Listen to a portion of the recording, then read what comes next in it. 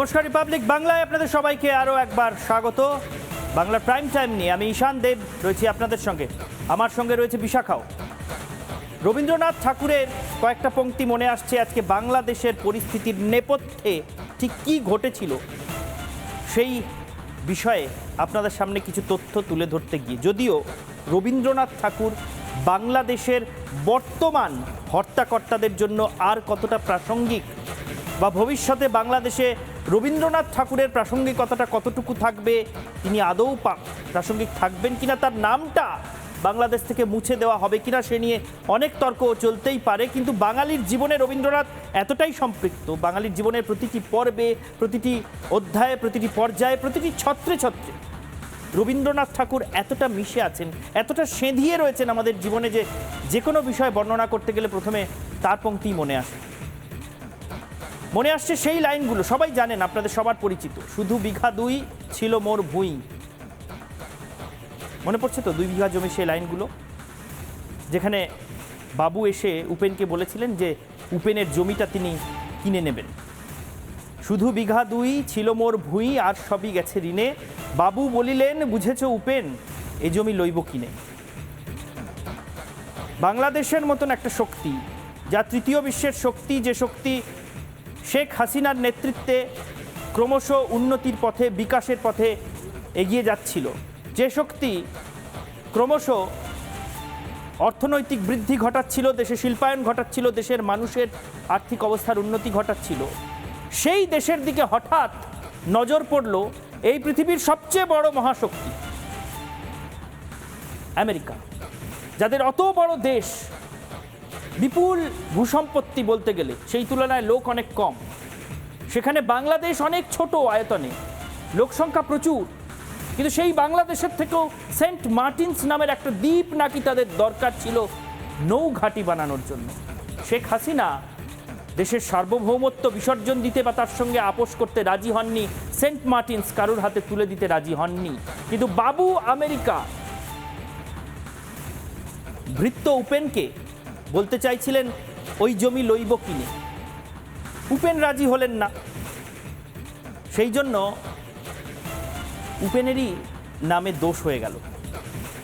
এই 2 বিঘা জমির কবিতার শেষে যেমন উপেনই চোর প্রতিপন্ন হয়েছিল, তুমি মহারাজ সাধু হলে আজ, আমি আজ চোর বটে, আমেরিকা আজ সাধু সেজে শেখ হাসিনার ভিসা বাতিল করে দিচ্ছে। শেখ হাসিনা নাকি এতই বিপজ্জনক। আর যাদের চক্রান্তে আজ বাংলাদেশে এরকম উথাল পাথাল অবস্থা, সেই আমেরিকা তারা হঠাৎ নাকি সাধু হয়ে গেছে। শুধুমাত্র একটা দ্বীপকে নিয়ে লড়াই, একটা নৌঘাঁটি বানানো হবে, সেই জন্য একটা গোটা দেশ, গোটা জাতিকে এরকম বিপদের মুখে ফেলতে হলো। শুধুমাত্র শেখ হাসিনা দেশ ছাড়া হয়েছেন, ভিটে ছাড়া হয়েছেন এমনটা কিন্তু নয়। কোটি কোটি মানুষ বিপদে পড়ে গিয়েছেন, রক্তক্ষরণ চলছে গোটা বাংলাদেশ জুড়ে। এবং আজকে যে ছবি আপনাদের দেখাবো সেটা হলো ভারতের সীমান্তে এখন ভিটেহারাদের স্রোত। গোটা সীমান্ত বরাবর ভিটেহারা মানুষজন, শয়ে শয়ে মানুষজন এসে দাঁড়িয়ে রয়েছেন, আশ্রয় চাইছেন। বাংলাদেশে আরও একবার বাঙালিকে ভিটেহারা হতে হচ্ছে, ভিটে মাটি ছেড়ে অন্যত্র আশ্রয়ের খোঁজে যেতে হচ্ছে। সেই ছবি আজকে বাংলার প্রাইম টাইমে দেখাবো আমি আর বিশাখা। ওখানে আমাদের কোনো ঘর বাড়ি, তুমি কোনো ব্যবসা প্রতিষ্ঠান কিছু নেই, চরম খারাপ অবস্থা, বাঁচতে আসছি।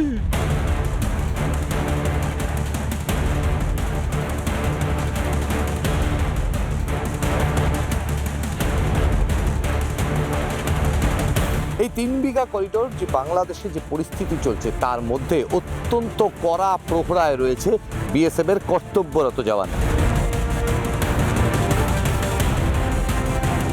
এই ধরনের ট্রাক যখন বাংলাদেশ থেকে আসছে, সম্পূর্ণভাবে তা চেক করেই কিন্তু ভারতবর্ষে ঢোকানো হচ্ছে।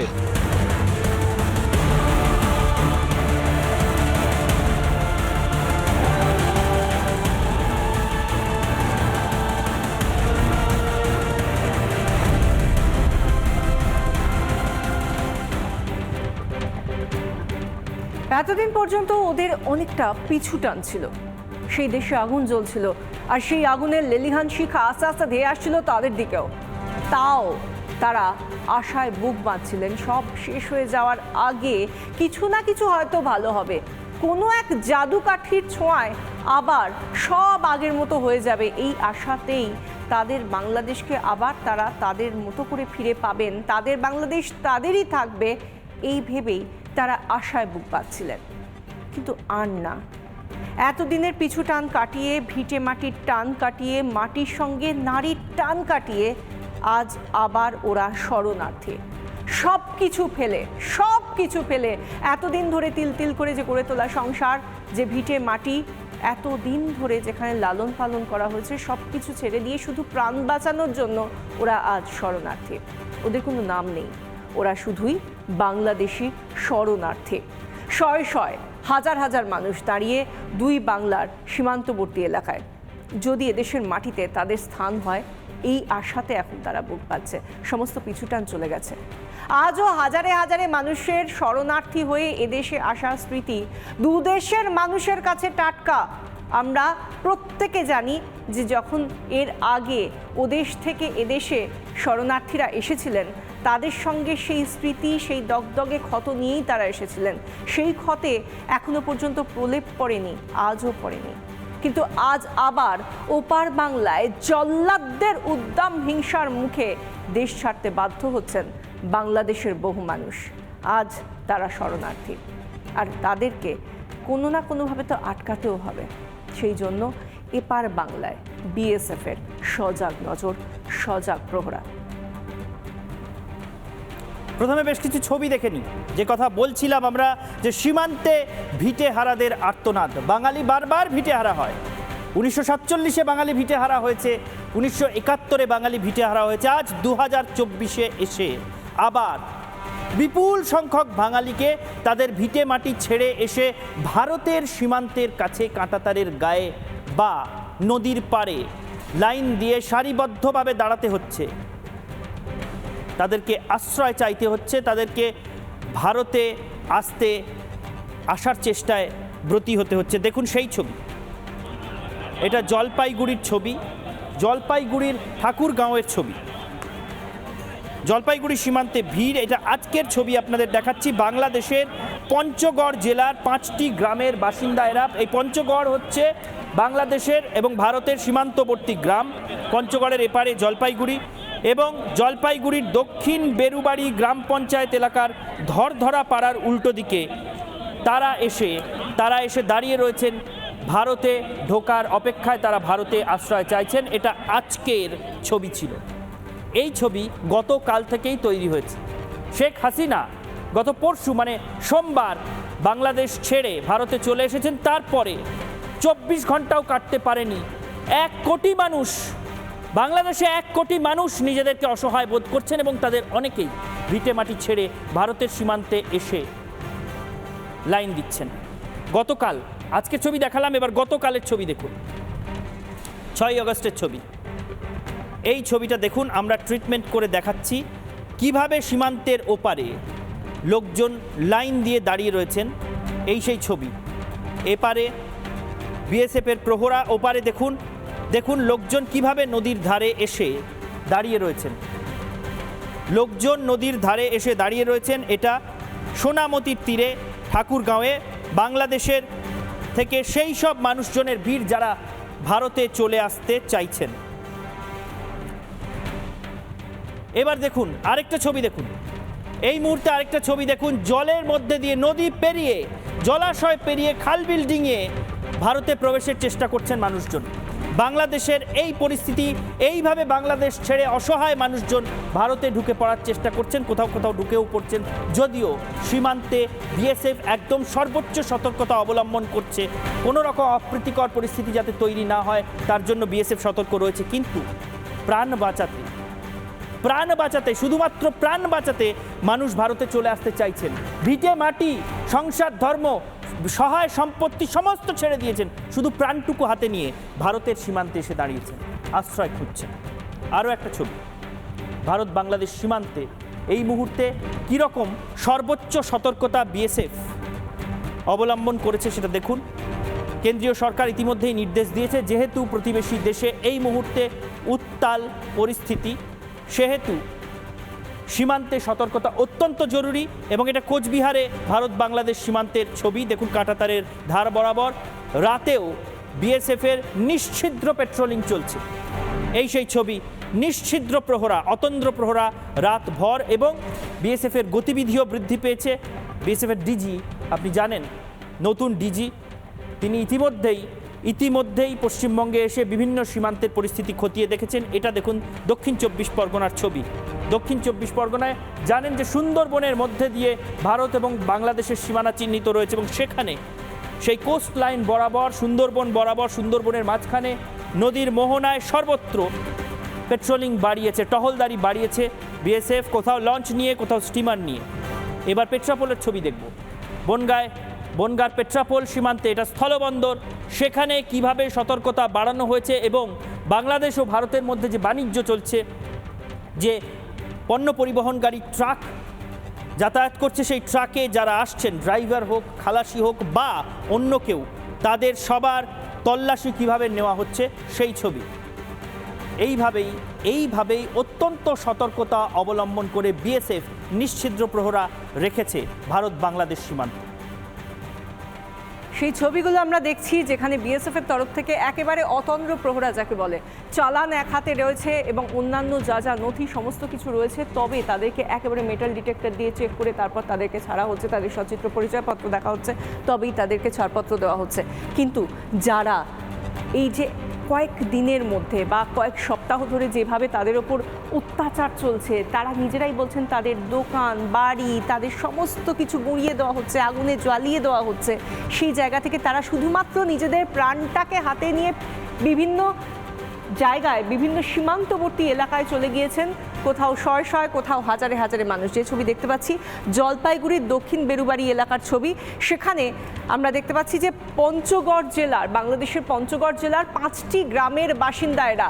এখন যদি এক নজরে দেখা যায়, যেটা এখনো পর্যন্ত যেটা তথ্য বলছে যে প্রায় 600 জন মানুষ শরণার্থী হয়ে এখানে দাঁড়িয়ে রয়েছেন। যদি এতটুকু জায়গা পাওয়া যায়, যদি এতটুকু সময় বা একটু সুযোগ হয়, তাহলে তারা হয়তো নিজেদের দেশ ছাড়া হবেন, কিন্তু কোথাও গিয়ে প্রাণ বাঁচানোর জন্য এতটুকু জায়গা হয়তো পাবেন। তাদের দেশ নেই এই মুহূর্তে, তাদের কোনো সামাজিক সুরক্ষা নেই, শুধু একটাই আরতি আছে যে তারা নিজেদের দেশটাকে ছেড়ে আসছেন, কিন্তু নিজেদের প্রাণটাকে, নিজের এবং নিজের সংসারের মানুষের প্রাণটাকে যেন বাঁচাতে পারেন।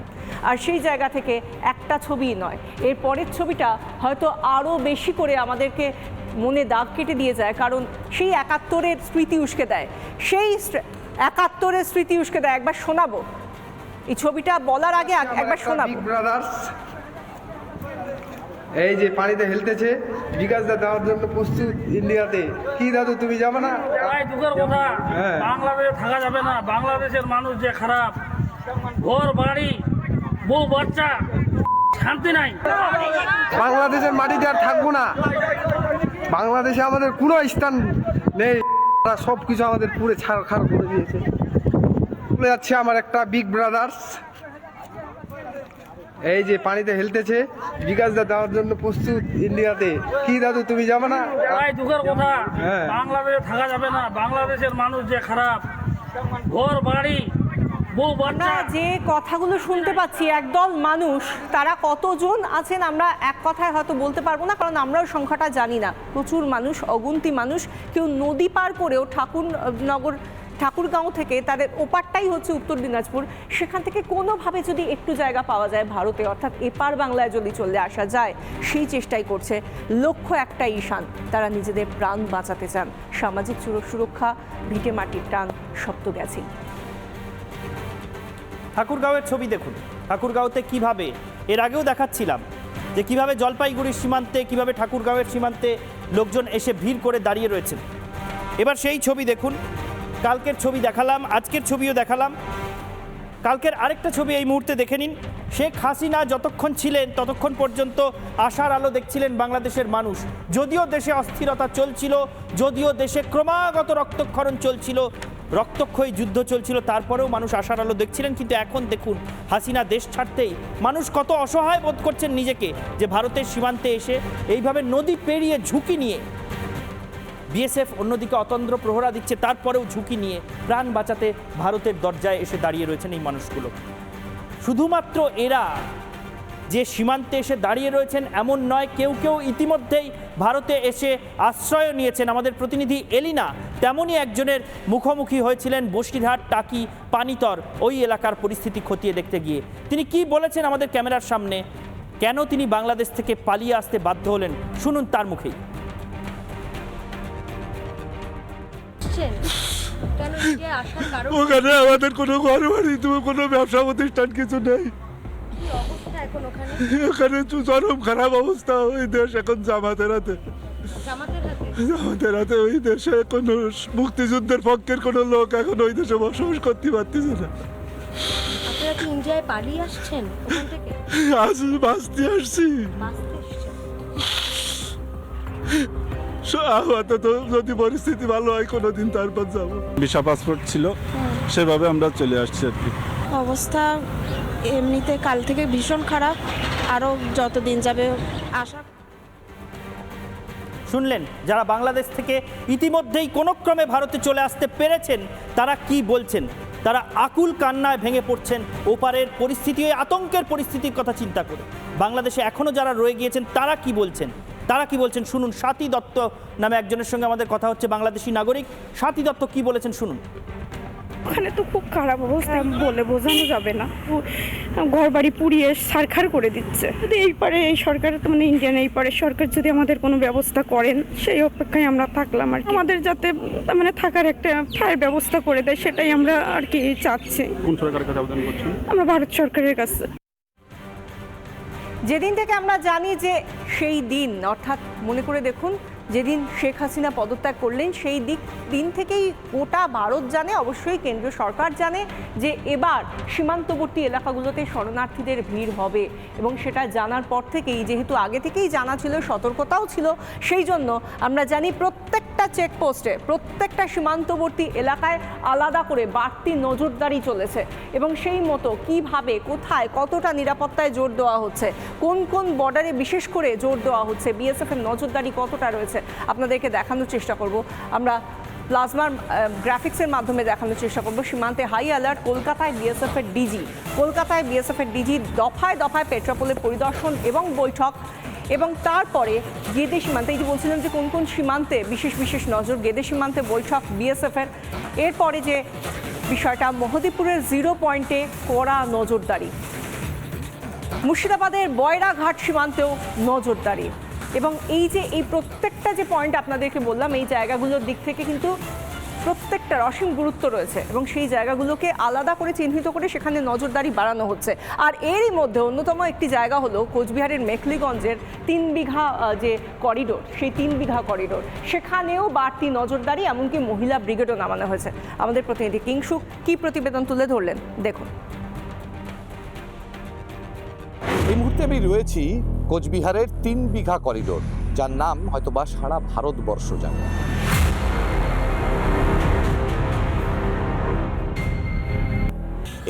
এই যে জায়গাটা, এই জায়গাটাকে বলা হচ্ছে 3 বিঘা করিডোর। ঠিক এর বাদিকে আমি একটু দেখানোর চেষ্টা করব, এর বাদিকে রয়েছে দহগ্রাম, যা বাংলাদেশের মূল ভূখণ্ড। দহগ্রাম, এই যে দেখা যাচ্ছে যিনি বাইক আরোহী আসছেন তিনি বাংলাদেশ থেকে আসছেন, এই মূল ভূখণ্ড দিয়ে এসে ভারতবর্ষে প্রবেশ করলেন। দেখছেন যে এই যে বাইক আরোহী তারা কিন্তু তারা বাংলাদেশের এক গ্রাম থেকে আরেক গ্রামে যাচ্ছেন ভারতবর্ষের মধ্য দিয়ে। ঠিক সে জায়গায় দাঁড়িয়েই বিএসএফের কড়া প্রহরা রয়েছে। যে বিএসএফ জওয়ান যারা, তার মধ্যে মহিলা জওয়ানরাও রয়েছে, তারা কিন্তু অত্যন্ত কঠোর নিরাপত্তা রয়েছে। আমি যে কথা আগেও বলেছিলাম, সমস্ত পুরো যে এলাকা রয়েছে সেই ভারত বাংলাদেশ সীমান্তে জারি করা হয়েছে অপারেশন অ্যালার্ট। দেখলেন ছবি, সীমান্তে চাপ বাড়ছে, সীমান্তে শরণার্থী বা ভিটেহারা মানুষ এসে দাঁড়িয়ে রয়েছেন, আশ্রয় খুঁজছেন। এদিকে বিএসএফও সতর্ক, সীমান্তে হাই অ্যালার্ট। এই যে এত মানুষ যারা আবার ভিটে হারানোর মুখোমুখি, যারা সীমান্তে এসে দাঁড়িয়ে রয়েছেন ভারতের দরজা খোলার অপেক্ষায়, তাদের ভবিতব্য কি? আমরা কথা বলেছিলাম বরিষ্ঠ সাংবাদিক নির্মাল্য মুখোপাধ্যায়ের সঙ্গে, তার বক্তব্য শুনব। না, বাংলাদেশে যে অস্থিরতা তৈরি হয়েছে তার ফলে এই সীমান্তে যে চাপ বাড়বে এটা খুব স্বাভাবিক। এবং ওখান থেকে মানুষ তো ন্যাচারালি সব থেকে যে কাছের জায়গাগুলো, যেমন পশ্চিমবঙ্গ, আসাম, ত্রিপুরা এইদিকেই ঢোকার চেষ্টা করবে এবং এই বেঙ্গলের ওপর এই চাপটা কিভাবে ওরা লেসেন করবে, কিভাবে কন্ট্রোল করবে, এটা সরকারের কাছে খুব বড় চ্যালেঞ্জ। শুনলেন বরিষ্ঠ সাংবাদিক নির্মাল্য মুখোপাধ্যায়, তিনিও বলছেন বিশাখা যে এই যে চাপ সীমান্তে, এই মুহূর্তে এত ভিটেহারা মানুষ, শয়ে শয়ে মানুষ রোজ এসে সীমান্তের ধারে সার বেঁধে দাঁড়াচ্ছেন, আশ্রয় খুঁজছেন। এই চ্যালেঞ্জের মোকাবিলা কি করে করা হবে সেটা সত্যিই সরকারের কাছে খুব বড় চ্যালেঞ্জের বিষয়। একদমই তাই, একদমই তাই। এবং সেই জায়গা থেকে আমরা জানি যে মোহাম্মদ ইউনূসের তরফ থেকে ইতিমধ্যেই বলা হচ্ছে, বা বেগম খালেদা জিয়া যিনি এতদিন পর আবার সর্বসম্মুখে এসে উপস্থিত হয়ে বলছেন যে নতুন বাংলাদেশ গড়া হবে। আমরা জানি না তারা কি এই ছবিগুলো দেখতে পাচ্ছেন না, যেন দেখতে পান এবং এই ভিটে মাটি হারানো মানুষগুলো যেন আবার তাদের দেশ ফিরে পান, সেই বার্তাটা যেন তাদের কানে যায়, এটা বলেই আজকে বাংলার প্রাইম টাইম এখানেই শেষ করছি। দেখতে থাকুন রিপাবলিক বাংলা।